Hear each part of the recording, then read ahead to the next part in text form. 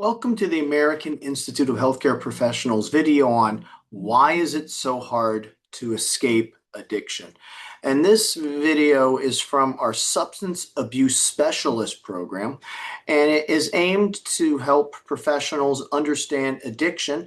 And it's also aimed for those of you out there who might be experiencing addiction. We're going to talk about what addiction is. We're going to talk about short-term pleasure versus long-term happiness and ways to identify addiction and to escape it itself. So, what is it about the devil of addiction? Addiction can be behavioral, chemical, or it can be a combination of both. So, our addiction can be due to something we do on a consistent basis, and it's hard to break that particular habit. It could be a bad habit, or it could be a habit that is purely chemical and addictive in its very nature. Certain drugs carry higher levels of addiction, which affect our neurotransmitters and our neurons themselves. And in some cases, it's both behaviorally and chemically.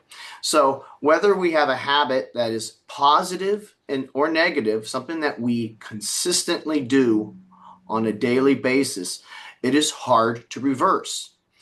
Some say it's a lot harder to break a bad habit than it is to break a good habit.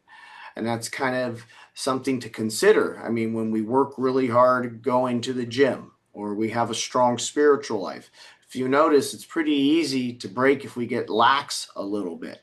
But if we have a negative habit that we start to develop, smoking or a type of immoral lifestyle, it seems to be it just takes that one time, even if one has been away from it for a while, that it just kicks back in and the brain wants it again. So whether it's a habit or whether it's a substance, these things grant temporary reprieve from current problems. And in many ways, individuals with life problems look for it to escape. So it's an escapist type of coping from our daily stressors or from our past traumas themselves. The devil of addiction promises immediate relief, and through that, a pleasure that takes away the pain, seemingly. However, true solutions require work. Never is immediate relief a true solution to a problem. Long-term success requires putting the work in. And that's the only way you're going to really find happiness instead of a temporary set of pleasurable feelings that quickly fade and then leave you lower than you were before. The problem with addiction, though, is once the neurons in the brain have been damaged and rewired by these substances, it takes a long time to rewire them. And sometimes the brain may never truly function properly the way it used to, depending on the levels of time and the extreme levels of abuse that the brain has gone through over that period of time. The two type of neurotransmitters that are most closely associated with what we refer to as pleasure and happiness, or in regards to addiction, are dopamine and serotonin. And it's a very delicate dance between the two. Natural dopamine is good, and it serves as a way that makes us feel good about ourselves in the moment. Serotonin, on the other side, is a stabilizer. It keeps our mood stable. It keeps us in functioning ability to do what we need to do without feeling too high, without feeling too low in itself. So dopamine is a neurotransmitter that gives joy and pleasure. It rewards the body. And in that way, when we look at addiction, dopamine can be a feeling that can quickly distort what it is meant to do and quickly push us into the arms of an addictive substance, or in particular, an addictive behavior. So this temporary pleasure that comes from dopamine creates within us that feel, that high that we receive from a particular substance in itself. The neural receptors within the neuron receive the dopamine. However, as time goes on, and the substance creates more dopamine, then the neuron is overwhelmed and there's too much dopamine in correspondence or correlation with the serotonin. And as time goes on, the body has a built-in natural defense. And this natural defense is to reduce the receptors on the other side of the neuron. When this occurs, one needs more of a particular substance to create that feeling of euphoria, which dopamine gives. And this is why in addiction, you always need more as the time goes by. This is what we refer to as tolerance. So one creates a higher tolerance to a particular substance because the body is naturally trying to slow oneself down. But in addiction, the individual craves and needs more. So in order to do so, it is overflooded, and it then starts to actually rewire and damage the brain itself. And this is what we refer to as the dopamine effect. Dopamine in the natural world is not as concentrated as it is in these substances. So if you speak of natural substances that give a dopamine effect, such as marijuana or even cocaine from the cocoa plant, those things that were naturally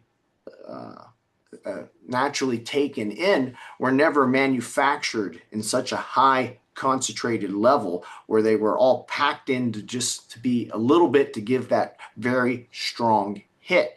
So the dopamine that is in today's drugs is so strong that it is able to overwhelm the brain to points where that it was never meant to experience these levels of pleasure itself. But this is the pleasure that individuals want to feel. They want a short-term answer to a long-term problem, and escapism occurs because of this. So addicts see dopamine as a shortcut, the immediate gratification and the pleasure found in the substance to escape. But of course, we know these shortcuts do not fix the problem or grant, and here's the key term, happiness. There is a big difference between pleasure and happiness. And the reality is, as one experiences more types of short-term pleasures and dopamine levels skyrocket due to the substance that is being taken, whatever substance that might be or behavior that might be, the person will become less happy over time. And destructive forces will set in terms of their individual's moods, their family life, their work, their career, their own health, and also their interactions with the law. The biggest thing that happens with an addict is pleasure is ultimately confused for pleasure, for happiness. So let's take a look here at what pleasure and happiness is. We know that dopamine is tied to pleasure, and we also know that serotonin is tied to happiness. Pleasure in itself is short-term. It's important to remember. Happiness is long-term. Pleasure also can negatively be measured. There's no limit to happiness. So if one is to indulge in too much alcohol, it can be negative in terms of the hangover. In terms of happiness being with a loved one, there is no limit. There is no negative measurement to that. Pleasure can be addictive in terms of needing more and more and more. Happiness, one always finds themselves content with what is given in itself. Pleasure through the drug or the activity is material. Happiness is more emotional and spiritual. It takes one to a higher level that cannot be taken away. Pleasure needs more. Happiness is content and thankful. Pleasure can also be tied to regret. One could enter into an affair. Maybe they have a bad habit of that and they cheat on their spouse. Regret later ties to it. If one is truly happy, there is no remorse. So these things can really distort morality as well. Finally, pleasure takes, happiness gives. And it's reciprocal in that way, and that it shares. And it's very important, if you are an addict, to understand this.